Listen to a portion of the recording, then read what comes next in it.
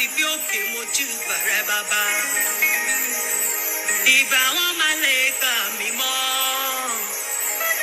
Ìbà Ọlọ́run gbogbo movement. Ìbà Ọlọ́run agbọ́ ti Jésù máa gbé ìbò bàbá. Ìbà Ọlọ́run ọ̀nà wà mímọ́. Ìbà Ọlọ́run gbogbo wòlé àgbáyé. Ààlà ni mo wọ̀. Táyé má ṣe kó sálà mi. Ààlà ni mo wọ̀. Ìbà Ọlọ́run Ẹ́sítà Àjàyí. Ìbà Ọlọ́run Babalọ́lá. Ìbà Ọlọ́run Ìyá Fìyé o bàbá. Mo ní Ọlọ́run ààlà ni mo wọ̀. Káyé má ṣe kó sálà mi. Ààlà ni mo wọ̀. Rábìnà jànà wá sàátì. Ọlọ́run wà fàátùrú bá mọ́ wá jànà wá sa ìkàdánà. Èdìdì wọ́n mọ́ wá jànà tìrúbà mọ́ tù.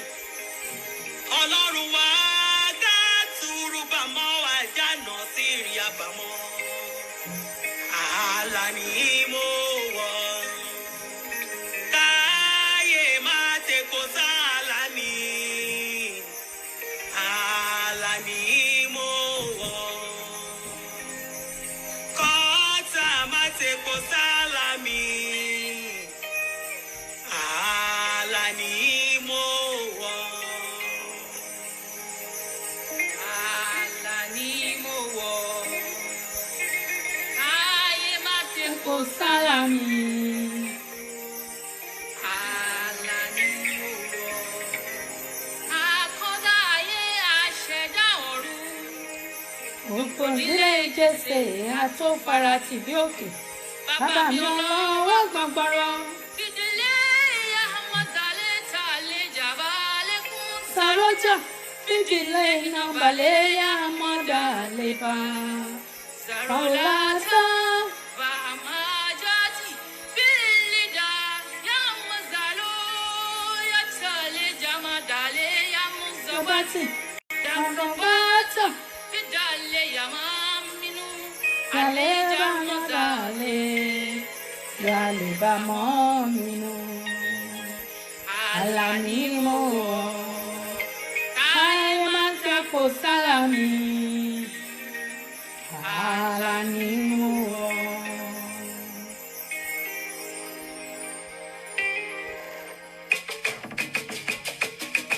Alálùbáríkà lọ́lọ́run mi o. Alálùbáríkà Ọlọ́run mi, ọba tó jí òkú dìde. Alálùbáríkà Ọlọ́run mi, Ọlọ́run ayọ̀ lọ́lọ́run mi, Ọlọ́run ayọ̀ lọ́lọ́run mi, ọba tó jí òkú dìde. Ọlọ́run ayọ̀ lọ́lọ́run mi. God bless you as you're watching. Please share the Ọlọ́run ayọ̀ video. mà lọ́lọ́run mi, ọba wọn bá. Ẹ káàbọ̀ máa o. Mọ́mí Ọ̀nàkọ̀ọ́kàn. Ọlọ́run ayọ̀ lọ́lọ́run. Ṣé bẹ́ẹ̀ ilẹ̀ tí ó kú ọjọ́ kẹrin dìde Ẹ bàbá? ṣé wòlíì sà. Ọba àwọn ọba. Ṣé bẹ́ẹ̀ ilẹ̀ lajú afọ́jú? Wòlíì Samuel Kàísí lọ. Ẹ̀yin ilẹ̀ tí ọ̀rọ̀ dìde ò bàbá mi o. Obìnrin oníṣu ẹ̀jẹ̀ ńkọ́. Ọlọ́run alálùbáríkà lọ́lọ́run mi o. Alálùbáríkà lọ́lọ́run mi o. Ọba tó jí òkú dìde. Alálùbáríkà lọ́lọ́run mi o. Alálùbáríkà lọ́lọ́run mi o. Ọba àwọn ọba. Alálùbáríkà lọ́lọ́run mi o. Olórí ayé o. Ọba tó jí òkú dìde. Ṣẹ́ṣẹ́ṣẹ́. Alálùbáríkà lọ́lọ́run mi. Ìjàlè àná àgámọ̀ wà ṣàìnà túrú. Ọlọ́run wájà náà sì rí bámu.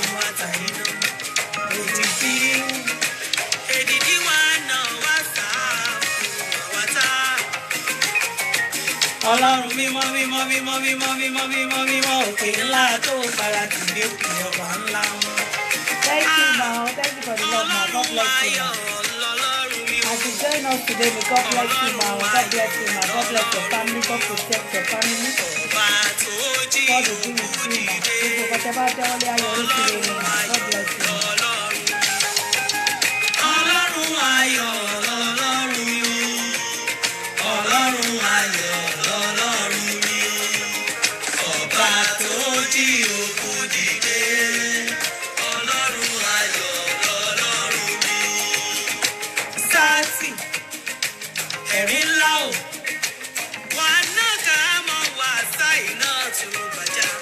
Èlìná, Èlìsá, Èlìtí, Èlìwó, Àjàwówó, iná wà sáì náà tún. Èlìfá mọ̀ wá tún bàjá tí inú wà. Alálùbáríkà lọ́lọ́run mi. Lọ́lọ́run wa. Alálùbáríkà lọ́lọ́run mi. Àdínà. Ọba tó jí òkú dìde. Alálùbáríkà lọ́lọ́run wa o. Alálùbáríkà lọ́lọ́run mi o. Alálùbáríkà lọ́lọ́run mi o. Ọba tó jí òkú dìde. Alálùbáríkà lọ́lọ́run mi o. This program is Monday, Wednesday, and Friday. It's just a 30-minute program. Àtọ̀rọ̀ Ọlọ́run ní ráńpẹ́ àdèmálọ fún àdìgbà. That's my song. So, if you want prayer request, you can involve me and send me messages. I will reply you. You can join me every Monday, Wednesday, and Friday for the program. Okay. So it's just a 30-minute program. We are not going to run more than 30 minutes. We're going 30 to 40 minutes.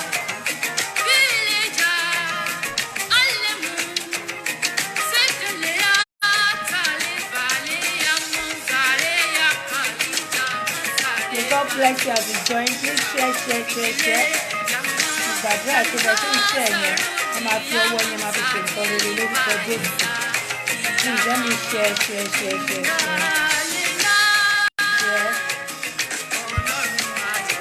Ọlọ́run wa, Ọlọ́run ayọ̀, Ọlọ́run wa. Olúwa.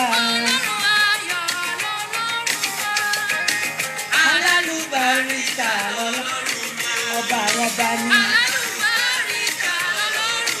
Ọlọ́run tó jí òkú ìdíje bàbá ńlá bàbá mi. Olúwa alálùbáríkà a ṣe ìṣàmọ́dún o. A ṣe ìṣàmọ́dún ìtọ́jú sí aṣọ àlàṣẹ. Ọdún tuntun àsọwátọ̀ mọ́. Ọdún tuntun àsọwátọ̀wọ́.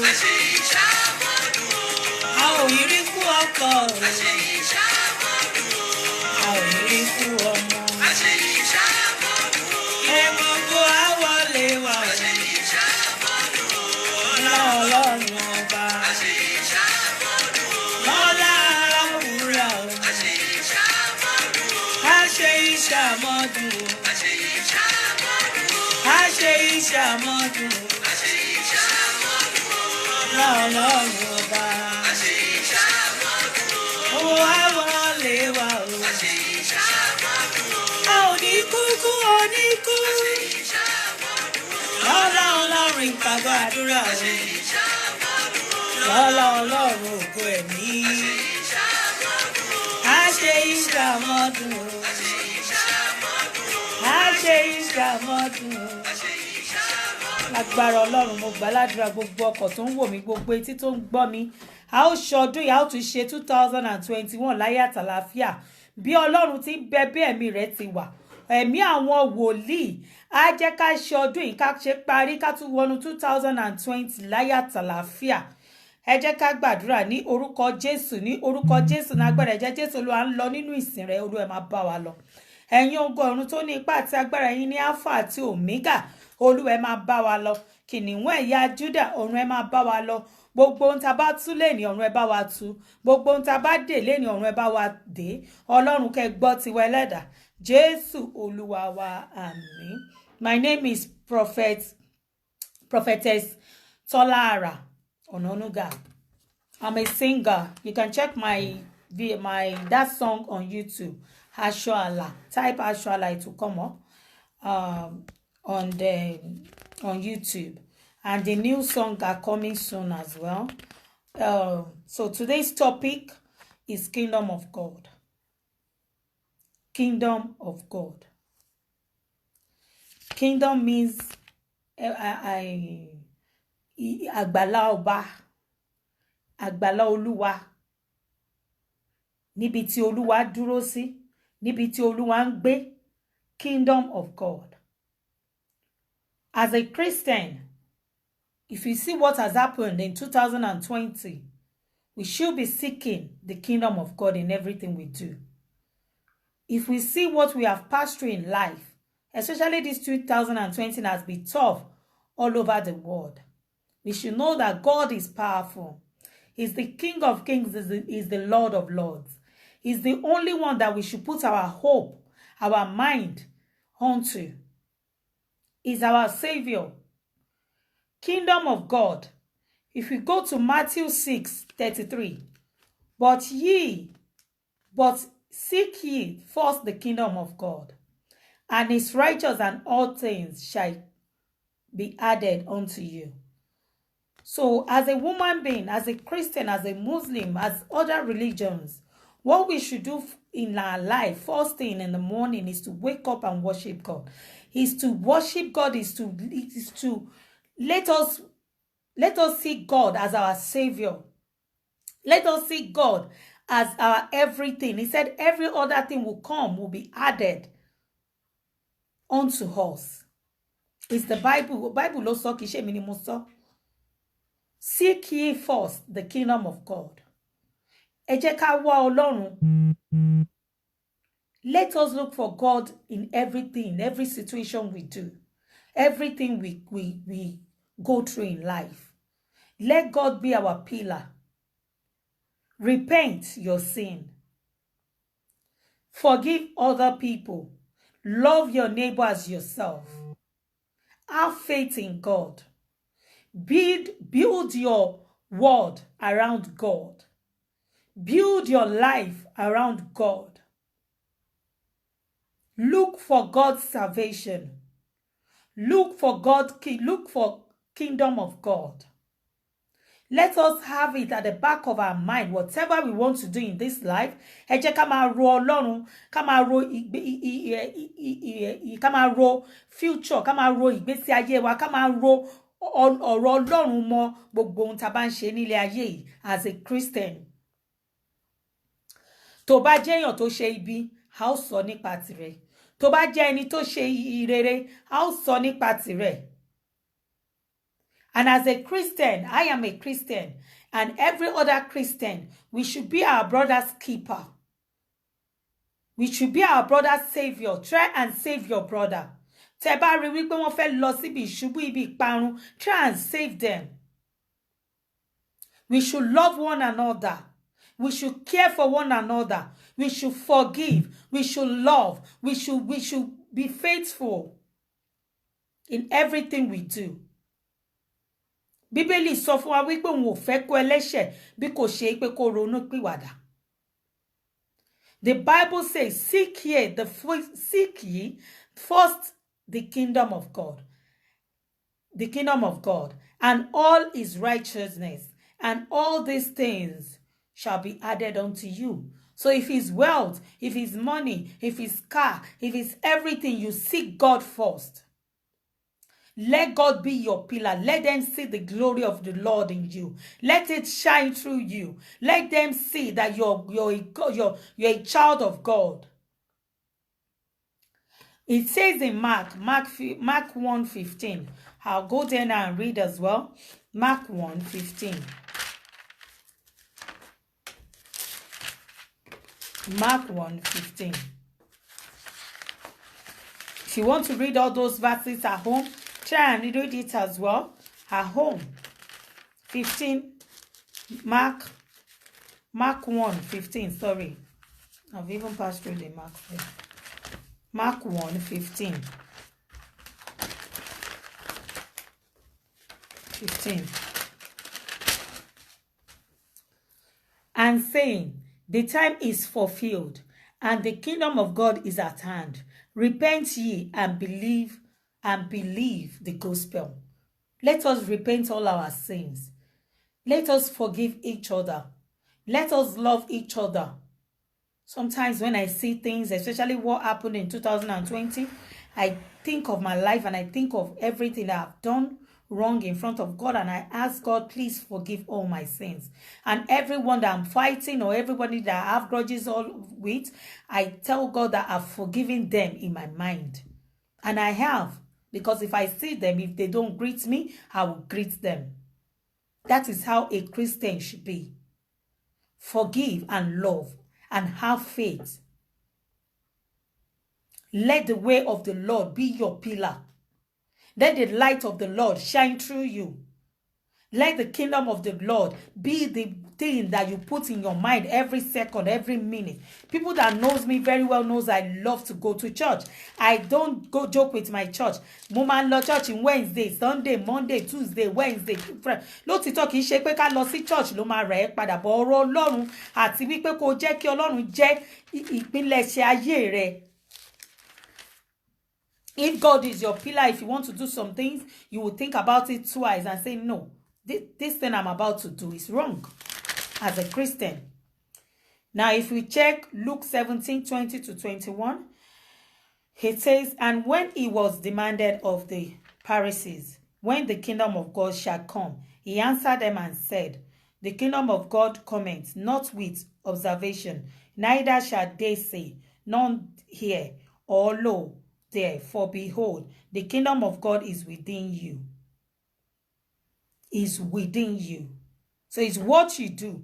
Ohun tó bá ṣe la máa fi judge as a Christian. I love this kind of topic because as a Christian, we should, if you look at those people that have worshipped God, that have worship God ilé òtítọ́ àti ní òdodo nínú Bíbélì, gbogbo wọn ló ṣẹ́gun, gbogbo wọn ni Ọlọ́run wà pẹ̀lú, ẹnì kẹrin nínú ìlà ìléru. Imagine, because they believe in God and God saved them. What of Paul and Silas nínú túbú? Ọlọ́run save wọn. Let us learn to forgive each other. Let us learn to love each other. Let us learn to have faith in the word of God, to have faith with God, to build our pillar through within God. Let us have let the light of God shine through us. Let God be our everything. Let God be our first in the morning. Let it be our last in the night. He said, I'm the beginning and the end. I pray, may the Lord Almighty give us the strength to think about God in everything we do in life, in the mighty name of Jesus. I pray that the kingdom of God, when that time shall comes, or every one of us, lágbára Ọlọ́run, la máa wọ ìjọba Ọlọ́run. Wọn ò ní wá wa tì. Ìwà tí ò dá tó wá wà lọ́wọ́ èmi àti rẹ, Ọlọ́run yóò gbà kúrò. Ìwà èyí tó dẹ̀ tí ó jẹ́ pé èyí tó dá tá à ń ṣe, Ọlọ́run yóò tún kọ́ wa, yóò tún wa mọ̀ láti ṣe mọ̀. Ọlọ́run á jẹ́ ká lè sìn níwájú òun. You can as well check John 18:36 because the program is only 30 minutes. So I only preach for like 10 minutes and talk about every topic that I pick every day, which is the kingdom of God today. If I say tí máa sọ pé kí n máa kà lọ, tí máa sọ pé kí n máa kà kingdom of God lọ, a ò ní kúrò ńbẹ̀. But I just want you to know that there is God somewhere. There is God. Ó ní nígbà tí òpin ayé bá dé, gbogbo àwọn tó ń pè mí ní Olúwa Olúwa kọ́ la ó ṣe kíni ni Ọlọ́run yóò dá lóhùn. Ó ní ọ̀nà tóró ní ọ̀nà ìyè. So ọ̀nà tí ó tó wà tó jẹ́ pé ibẹ̀ lòun ló gbòòrò, ó ní ọ̀nà tó ìparun. Èmi àti yín Ọlọ́run ò ní jẹ́ ká lọ sí ọ̀nà ìparun. Ọlọ́run á bá mi dì wá mú. Á fún wa ní agbára àti ìmọ̀ tá máa fi sin Ọlọ́run bó ti tọ́ àti bó ti yẹ. And that's my topic today. mo gbà ládùúrà pé ẹ̀mí ọlọ́run yóò dábìrà nu ayé ẹnì kọ̀ọ̀kan wa ọlọ́run yóò dì wá mú yóò fi agbára tá ó fi lè wọ ìjọba ọlọ́run yóò gbé wọ̀ wá gbogbo nǹkan tá a bá dáwọ́lé yóò yọrí sí rere lórúkọ Jésù. So ẹ jẹ́ ká gbàdúrà, ẹ jẹ́ ká dúpẹ́ lọ́wọ́ ọlọ́run. Psalm 100, ẹ jẹ́ ká dúpẹ́ lọ́wọ́ ọlọ́run, ẹ jẹ́ ká gbórúkọ ọlọ́run ga torí pé ọlọ́run ṣeun, nítorí pé ó ṣeun, nítorí pé àánú rẹ̀ dúró láéláé. Psalm 100 sọ pé make a joyful noise unto the Lord, O ye land. Ẹ jẹ́ ká sọ fún ọlọ́run pé olúwo ṣe, nítorí pé ìwọ ni ọlọ́run, torí pé àwa láàyè ọba tí ò jẹ́ akú kò jíjẹ, ọba tí ò jẹ́ atọrọ jẹ, ọba tí ò jẹ́ káyé béèrè pé mo lọ ọlọ́run wà, ọba tó ń dábìrà nu ayé wa, ọba tí ò já sọmọnù, tí ò já sọkọnù, ọba tí ò já sọ ayánù, ọba tí ò já sọ iṣẹ́ wa nù, ọba tí ò jẹ́ káyé béèrè pé mo lọ ọlọ́run wà. Ẹ jẹ́ ká gbé orúkọ ọlọ́run ga àdúrà ní orúkọ Jésù, ní agbára ẹ̀jẹ̀ Jésù, kìnìún ẹ̀yà Júdà, olójúkọ tí wọ́n ẹgbẹgbẹ̀rún ènìyàn, abiyamọ agbọ̀já gbọ̀rọ̀gbọ̀rọ̀, ọlọ́run gbogbo ẹ̀mí àwọn wòlíì, adúpẹ́ agbẹ́yìn ga, adúpẹ́ oore jíjẹ oore mímú rẹ̀ láfẹ́ oore ìbùkún yín ọlọ́run, adúpẹ́ pé gbogbo ibi tá láìtàtà àgbòdé ọlọ́run, mo dúpẹ́ pé ẹ̀ ń fi ààbò yín bò wá, adúpẹ́ pé torí ẹ̀yin ni ọlọ́run, a gbé orúkọ yín ga ọlọ́run ìmọ́lẹ̀, olúwa ẹ gbọ́ ọpẹ́ àti ìyìn wa, ọba wọn bá gbọ́ ọpẹ́ àti ìyìn wa, gbogbo ìdílé Jésè àtòfaratì bí òkè, ọlọ́run gbogbo ẹ̀mí àwọn wòlíì, adúpẹ́ o, ìwọ ni ọba, ìwọ ni ìyìn yẹ fún, ìwọ ni ọlá yẹ fún, ẹ̀yin ni ògo yẹ fún, ẹ̀yin ni ọlọ́run ìmọ́lẹ̀, ẹ̀yin lẹ dá ayé àti ọ̀run, ẹ̀yin lẹ dá ènìyàn, ọlọ́run o, a gbé yín ga yín lógo, olúwa ẹ gbọ́ ọpẹ́ àti ìyìn wa, ọba àwọn bá ẹ gbọ́ ọpẹ́ àti ìyìn wa, Jésù olúwa wa, àmín. Ẹ jẹ́ ká dúpẹ́ lẹ́ẹ̀kan sí, ó ní ọpẹ́ lóúnjẹ rẹ̀, kì í jẹyán kì í jẹ̀bà, ó ní ọpẹ́ ní oúnjẹ rẹ̀, kì í wa Ferrari, kì í wa Lamborghini, kì í wa Mercedes, ṣùgbọ́n oúnjẹ rẹ̀ ọlọ́run, ṣùgbọ́n gbogbo nǹkan àti ìyìn òun ni ọpẹ́ àti orin ni ló yẹ ká máa ṣe fún ọlọ́run ní ìgbà gbogbo. Ẹ jẹ́ ká sọ fún ọlọ́run wípé olúwo ṣe, torí pé àánú yín dúró láéláé, nítorí pé ẹ ṣe, torí pé ẹ wà pẹ̀lú wa, torí pé ò já sunkún, torí ẹ ò já lójú ẹkún, ẹ já lẹ́rẹ̀kẹ́ òsè, ó ní iná bàkàtú wo bàkàtí. Inabaka kokoma abasa adefurama abazamzam zegodiya Yesu ni zegodiya Yesu shizankawo mosalele. Ẹ máa rí pé mo like orin yẹn torí ilẹ̀ Haúsá náà bí mi sí. Ó ní inabaka tuwo bakachi inabaka furama aba, ó ní rárá, ó ní àdèfúrámọ́ ní àbá samsam, ó ní zégòdíyá Jésù.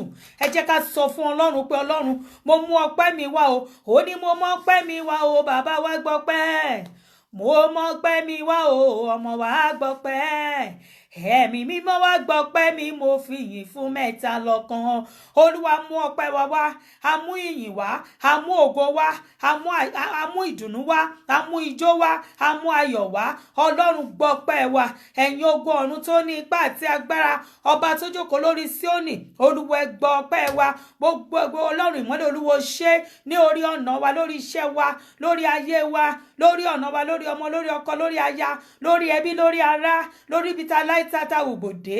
Ọlọ́run ẹ̀já gba lẹ́tọ̀ ọ̀fọ̀, ẹ̀já kọ tìbànújẹ́, a máa gbé yín ga, a máa yìn lógo. Olúwa gbọ́ ọpẹ́ àti ìyìn wa, ẹ̀rí ńlá ní Síónì, olúwa gbọ́ ọpẹ́ àti ìyìn wa, Jésù olúwa wa.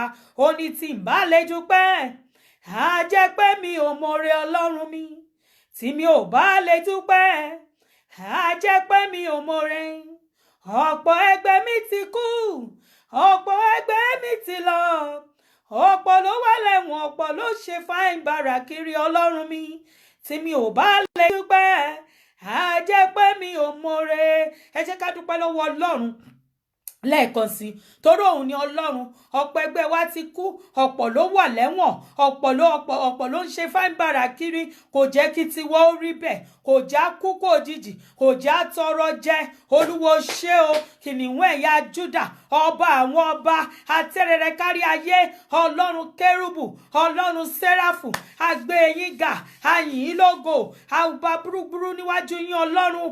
Ránà fàlíkì dáná jáná wá tìrìkídà fáná náà wá ọlọ́run gbogbo ẹ̀mí àwọn wòlíì olúwa gbọ́ ọpẹ́ àti ìwà ẹ̀rí ńlá ní Síónì gbọ́ ọpẹ́ àti ìwà ọba tó jókòó lórí Síónì ọba tẹ́dá kan kò dá gbogbo ìdílé Jésè atófaratì bí òkè olúwa gbọ́ ọpẹ́ àti ìwà Jésù olúwa wa àmín. ẹ jẹ́ ká tọrọ fún ìdáríjì ẹ̀ṣẹ̀ ẹ jẹ́ ká sọ fún ọlọ́run kí ọlọ́run kó dáríjì wá. Psalm 51 sọ pé ọlọ́run ṣàánú fún wa gẹ́gẹ́ bí ìṣe ìfẹ́ rẹ gẹ́gẹ́ bí ìrònú ọ̀pánú rẹ ó nínú rẹ kọjá wa nù kúrò wẹ̀ wá ní àwẹ̀mọ́ kúrò nínú àṣedédé wa ọlọ́run a bẹ̀ ọ́ gbogbo ẹ̀ṣẹ̀ ìdílé ìyá ẹ̀ṣẹ̀ ìdílé bàbá ẹ̀ṣẹ̀ àjogúnbá àìsí ọdẹdẹ àìṣètìwọ ọlọ́run olúwa ẹ dáríjì wá gbogbo ẹ̀ṣẹ̀ tó ti dájú ẹ̀ṣẹ̀ tó ti mójú ògo yín bínú ẹ̀yin ọlọ́run ìmọ́lẹ̀ olúwa ẹ dáríjì wá àìsìn wọn ọlọ́run déédéé ni ọlọ́run olúwa ẹ dáríjì olúwa ẹ fàwé ẹ̀ṣẹ̀ wa ya ọ̀rọ̀ ẹ̀fàwé ẹ̀ṣẹ̀ wa ya ọba tó jókòó lórí Síónì gbogbo ìdílé Jésè olúwa ẹ̀fàwé ẹ̀ṣẹ̀ wa ya ọba ẹ̀fàwé ẹ̀ṣẹ̀ wa ya olúwa dáríjì wá ó ní dáríjì mi Jésù mi ò ní ṣe bẹ́ẹ̀ mọ́ olúwa dáríjì mi Jésù bàbá rò tẹ̀jẹ̀ rẹ olórí ayé rò tẹ̀jẹ̀ rẹ o bàbá rò tẹ̀jẹ̀ rẹ ọmọ Mèrí rò tẹ̀jẹ̀ rẹ o bàbá rò tẹ̀jẹ̀ rẹ ọba tó dá ayé àti ọ̀run rò tẹ̀jẹ̀ rẹ o bàbá rò tẹ̀jẹ̀ rẹ olúwa dáríjì wọ ọlọ́run gbogbo ẹ̀ṣẹ̀ tá a ṣẹ̀ tó ti mójú ògo rẹ bínú èyí tá a mọ̀ọ́mọ̀ dá èyí tá a mọ̀ọ́mọ̀ dá ìsọ̀rọ̀ òdì sẹ́mi mímọ́ àìsìn wọn lọ́run déédé àgbèrè ojú àgbèrè ọkàn àkóńtì okò àfó tí ó fẹ́ olúwa ẹ dáríjì wá ọ̀run ẹ fàwé ẹ̀ṣẹ̀ wa ya olúwa ẹ fi ẹ̀jẹ̀ Jésù olúwa ẹ fi dáríjì àṣedédé wa Jésù olúwa wa àmín. ẹ jẹ́ ká sọ fún ọlọ́run kí ọlọ́run kó dáàbò rẹ̀ bò wá ààbò la bẹ̀bẹ̀ fún o ààbò tọ́lọ́run fi bó sọ́mọ méje ọ̀tọ̀ọ̀tọ̀ táyé òfin lè rídìí ọlọ́run kí ọlọ́run kó sọ ààbò rẹ̀ kalẹ̀ fún àdúrà ní orúkọ Jésù ní orúkọ Jésù ní agbára ẹ̀jẹ̀ Jésù ọlọ́run gbogbo ẹ̀mí àwọn wòlíì olúwa ẹ sọ ààbò yín kalẹ̀ fún wa ààbò la tọrọ fún ọlọ́run ó ní ààbò olúwa ó ní kẹ́ làwa ẹgbẹ́ bóra mọ́ kò sóhunkóhun tó lè ṣe wá lágbára mẹ́ta lọ́kan. ẹ jẹ́ ká sọ fún ọlọ́run kí ọlọ́run kó fi ààbò rẹ̀ bò wá ọba tó jókòó lórí Síónì olúwa ẹ fi ààbò yín bò wá ọlọ́run o ọba tó jókòó lórí Síónì olúwa ẹ fi ààbò yín bò wá ọlọ́run kérúbù ọlọ́run séráfù abẹ̀bẹ̀ ní wákàtí ọlọ́run olúwa ẹ fi ààbò yín bò wá lórí ọmọ ẹ fi ààbò yín bò wá lórí ọkọ ẹ fi ààbò yín bò wá lórí aya ẹ fi ààbò yín bò wá lórí iṣẹ́ wa ẹ fi ààbò yín bò wá nínú ilé wa ẹ fi ààbò yín bò wá ní gbogbo ọ̀nà ẹ fi ààbò yín bò wá ọba tó jókòó lórí Síónì lórí gbogbo ẹbí ẹ fi ààbò yín bò wá lórí ẹni tó ń ṣàìsàn ẹ fi ààbò yín bò wá olúwa ẹ nawọ́ ààbò yín ọlọ́run Jésù olúwa wa àmín. ẹ jẹ́ ká sọ fún ọlọ́run ó ní kó olúwa kó dìde kó olúwa kó dìde kó tu àwọn ọ̀tá mi ká àwọn tó ń kórìíra mi àwọn tó ń kórìíra mi kí wọ́n sá lọ lọ́dọ̀ mi o. ẹ jẹ́ ká sọ fún ọlọ́run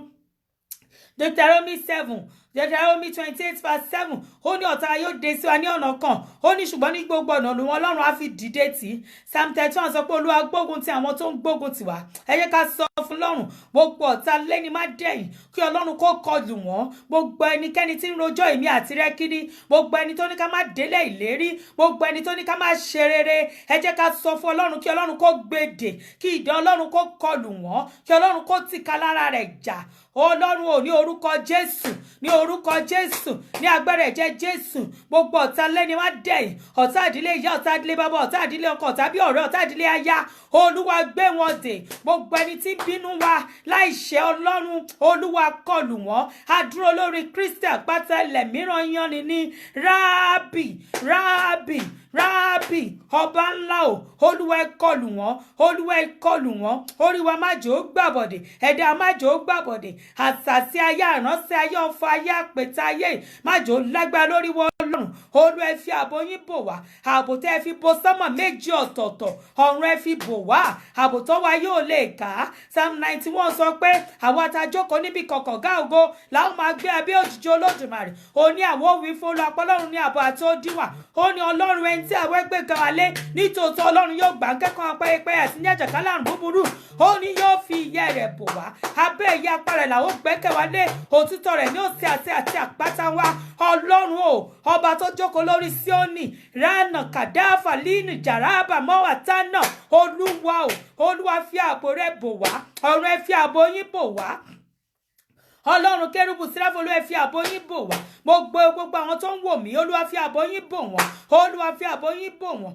má jọ ń sọnù ọlọ́run má jà wára wa tì fi ààbò yín bò wá ẹlẹ́dàá jésù olúwa wa àmín. ẹ jẹ́ ká sọ fún ọlọ́run kí ọlọ́run kó sọ̀kalẹ̀ pẹ̀lú agbára àánú ni à ń béèrè fún àánú tí ọwọ́ ayé ò lè ká àwọn ògo tí ò ṣẹlẹ̀ ní nídìílé ìyá nídìílé bàbá wa kí ọlọ́run kó fi àánú náà bẹ̀ ayé wa wò àdúrà ní orúkọ jésù ní orúkọ jésù ní agbára ẹ̀jẹ̀ jésù ẹ̀mí mímọ́ o olúwa fi àánú bẹ̀ ayé wa wò ọba àwọn ọba o olúwa fi àánú bẹ̀ ayé wa wò fi àánú bẹ̀ ayé wa wò ọ̀run ẹ fi àánú bẹ̀ ayé wa wò ọba tó jókòó lórí Síónì olú ẹ fi àánú bẹ̀ ayé wa wò ọlọ́run o kìnìún ẹ̀yà Júdà ọba àwọn ọba o gbogbo ojú tó ń wò mí àti èmi náà olúwa fi àánú bẹ̀ ayé wa wò olúwa o ó ní ṣílẹ̀kùn ayọ̀ mi bàbá ṣílẹ̀kùn ayọ̀ mi ìbànújẹ́ ò jẹ́ kó jìnnà sílé mi wàá múnú mi dùn bàbá onílé ayọ̀ ọ̀rọ̀ ayọ̀ mi máa jẹ́ kó pa mí lẹ́kún.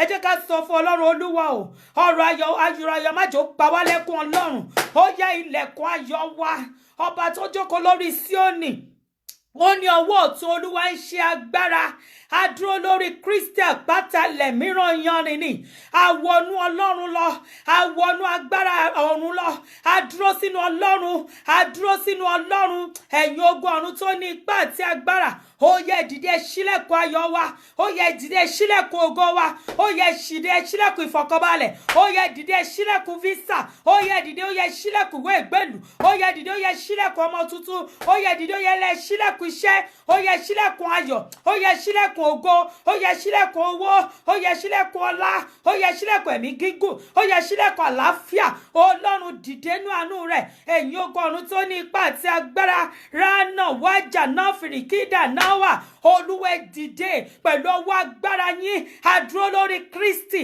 àpáta ọba tí ń jẹ́ èmi ni má bẹ̀rù kábíyèsí ẹ̀rù jẹ̀jẹ̀ ọlọ́run ìmọ́lẹ̀ o olúwa o àní àdúró lórí Kristi àpáta lẹ̀míràn ó ní ọwọ́ ọ̀tún olúwa ń ṣe agbára ọba tó jókòó lórí Síónì ó yẹ ṣílẹ̀kùn ayọ̀ wa ilẹ̀kùn ògo tí ọ̀tá ti tì ilẹ̀kùn tí ọ̀tá ti tì lójú oorun lójú àlá ni olúwa ṣílẹ̀kùn ayọ̀ wa ó yẹ ṣílẹ̀kùn ayọ̀ wa ọlọ́run ọba àwọn ọba ó yẹ ṣílẹ̀ ìbùkún ẹ ṣílẹ̀kùn ògo Psalm 121 sọ pé àwọn ògbójú wa sórí òkè wọn ni ó ní níbo nìrànlọ́wọ́ yóò wá ti wà ó ní ìrànlọ́wọ́ yóò tọwọ́ olúwa tó dọ̀run àti ayé ó ní kò ní jẹ́ kí ẹsẹ̀ wa kí ó yẹ̀ ọlọ́run àpò sọ̀kalẹ̀ ní wákàtí ó yẹ dìde pẹ̀lú ìrànlọ́wọ́ yín àwa gbé ojú wa sórí òkè wọn ni olúwa o ó yá bẹ̀rẹ̀ sí ṣe ìyanu ó yẹ bẹ̀rẹ̀ sí ṣe ìyanu ó yẹ bẹ̀rẹ̀ sí ṣílẹ̀kùn àánú ẹ bẹ̀rẹ̀ sí ṣílẹ̀kùn ògo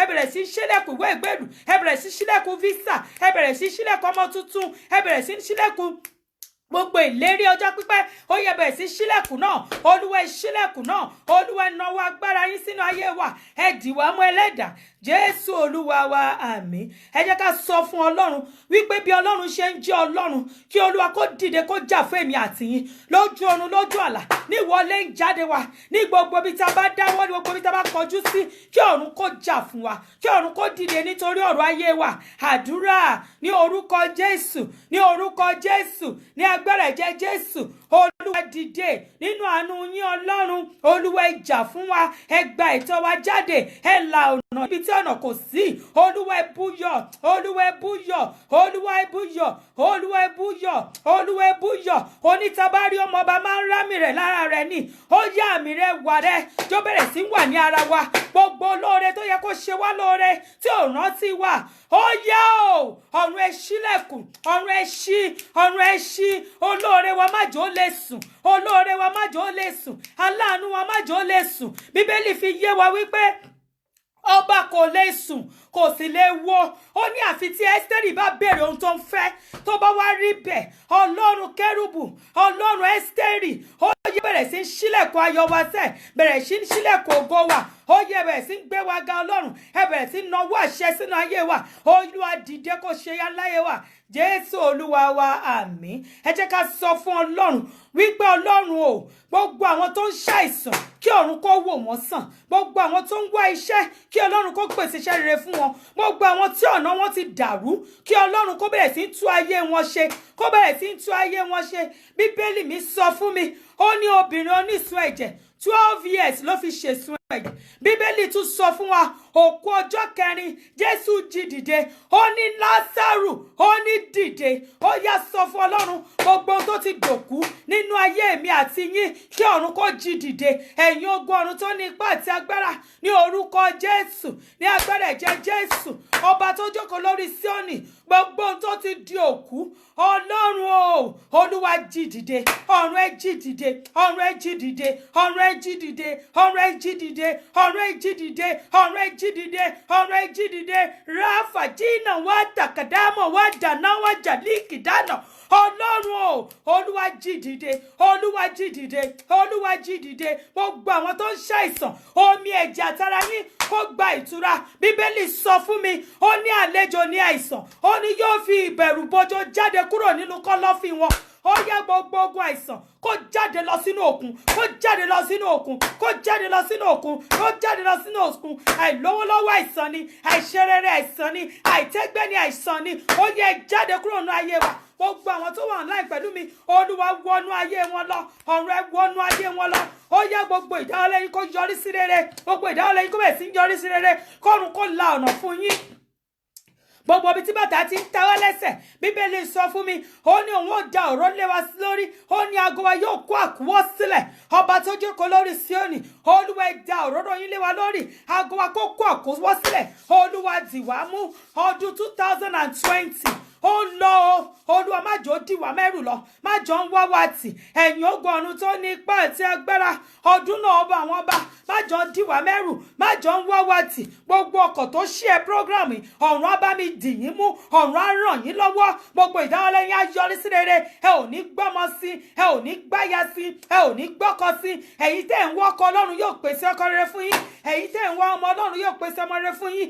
ẹ̀yin tẹ́ ń wá iṣẹ́ aláyọ̀ Ọlọ́run yóò pèsè fún yín ẹ̀yin tẹ́ fẹ́ gba visa wá lọ ìbò ọ̀run yóò ṣílẹ̀kùn ayọ̀ ọ̀run yóò ṣílẹ̀kùn ayọ̀ ọ̀run yóò dìde nínú àánú rẹ̀ Ọlọ́run yóò gbọ́ tiwa a ò ní ṣe lásán Jésù Olúwa wa àmín ẹ jẹ́ ká sọ fún Ọlọ́run 2020 yìí kọ́lọ́run kó dì wá mú kọ́lọ́run kó fi ààbò rẹ̀ bù wá gbogbo bí sáláìtàtà ògbòdé kó dì wá mú kí 2020 kó lọ kọ́lọ́run kó yẹ ká wọ 2021 láyọ̀ àtàláfíà ká má ṣe sọmọnù kí gbogbo wa àti ẹbí àti ará àti ọ̀rẹ́ kájọ wọ 2021 láyọ̀ àtàláfíà ẹ yẹ ká sọ fún Ọlọ́run gbogbo àjàkálẹ̀ àrùn kí Ọlọ́run kó ká lọ pátápátá àdúrà ní orúkọ Jésù ní orúkọ Jésù ní agbára ẹ̀jẹ̀ Jésù Ọlọ́run gbogbo ẹ̀mí àwọn wòlíì 2020 ó ń kọjá lọ ọ̀run má jò dì wá mẹ́rù ọ̀run má jò dì wá mẹ́rù ẹ̀yin kérúbù ọ̀run ẹ̀yin séráfù ọ̀run abẹ̀bẹ̀ ni ọ̀run má jò dì wá mẹ́rù ọ̀run má jò dì wá mẹ́rù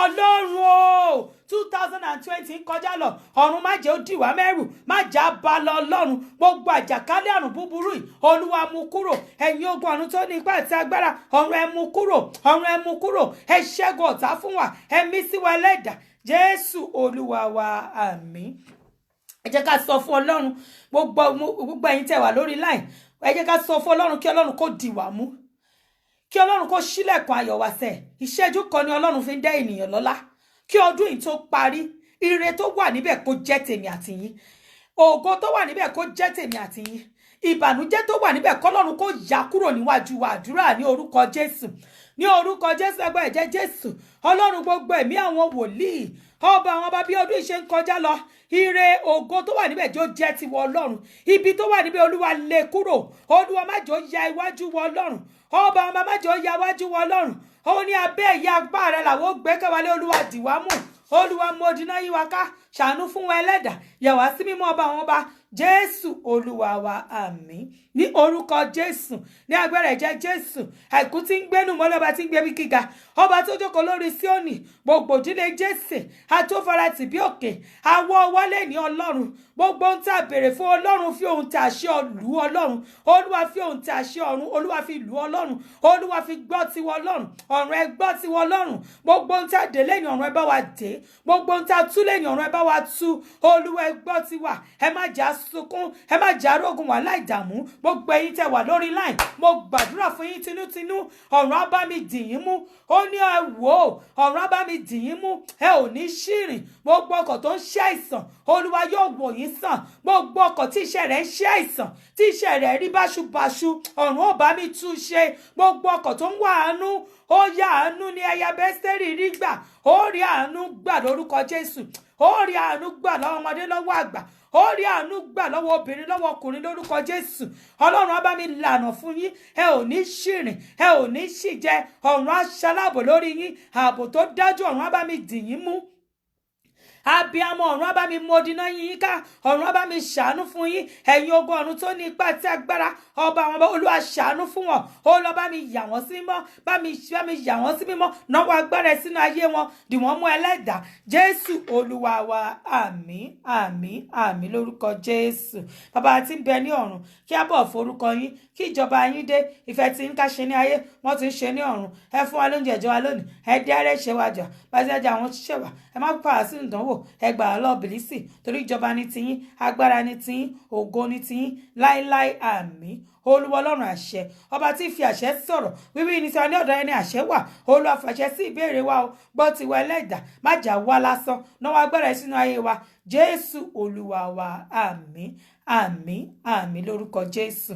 Hallelujah hallelujah hallelujah hallelujah hallelujah hallelujah hallelujah, hosanna hosanna hosanna hosanna hosanna hosanna hosanna, iye iye iye iye iye iye iye, ẹ̀mí iye lórúkọ Jésù. Olúwa lógo f'Olódùmarè. This program is Monday, Wednesday and Friday. May God bless you all. Ọlọ́run á bá mi dì yín mú, Ọlọ́run á bá mi ṣàánú fún yín. Gbogbo tí bàtà ti tẹ́lẹ̀ tayín lẹ́sẹ̀, ogun ọ̀run á bòróró ìtura sí. God bless you as you join us today. May God bless you. Thank you so much. God bless you. Let me play my song for you. It's coming very soon, and on all platforms as well, the new song. I'll play it now. The old eléyìí a máa tó ṣe gbogbo video ẹ ṣe everything, but let's just hear the song so you can dance a bit on the song. It is a lovely song, the new ones. So let me just play it for you. Please try and share the program every time. I beg you in the name of God. May God bless you as you share and as you listen. This is my new song coming very soon. Let us dance together. Show me love now. Show me love. Everyone you dance. Oh yeah now.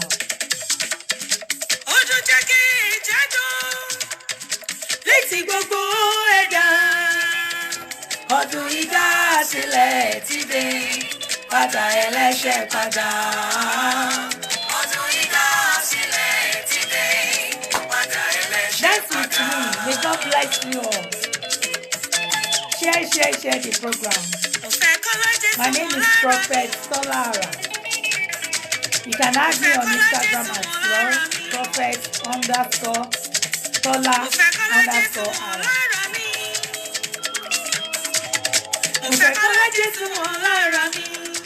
Bí mo ti lọ, bí mo ti bọ̀ láàrin ayé. Bí mo ti lọ, bí mo ti bọ̀ láàrin ayé. Mo fẹ́ kọ́lá Jésù hàn lára mi. Mo fẹ́ kọ́lá Jésù hàn lára mi. Ọ̀rẹ́ bí Jésù tó ti láyé yìí. You know, this is what I told you today, kingdom of God. Kò sí ọ̀rẹ́ kankan láyé yìí o, Ọlọ́run nìkan ni ọ̀rẹ́ yìí. He's the only one, he's the one.